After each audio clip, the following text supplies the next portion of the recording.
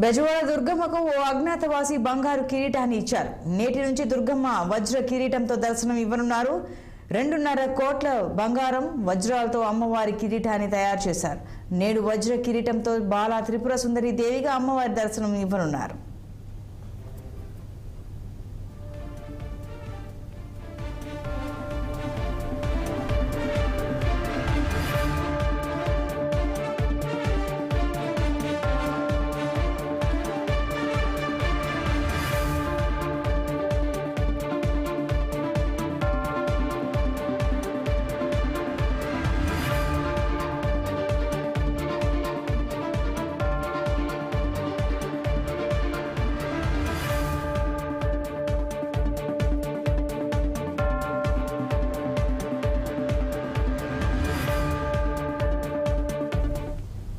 బెజవాడ దుర్గమ్మకు ఓ అజ్ఞాతవాసి బంగారు కిరీటాన్ని ఇచ్చాడు.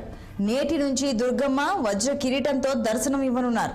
2.5 కోట్ల బంగారం వజ్రాలతో అమ్మవారి కిరీటాన్ని తయారు చేశారు. నేడు వజ్ర కిరీటంతో బాలా త్రిపుర సుందరి దేవిగా అమ్మవారి దర్శనం కానుంది.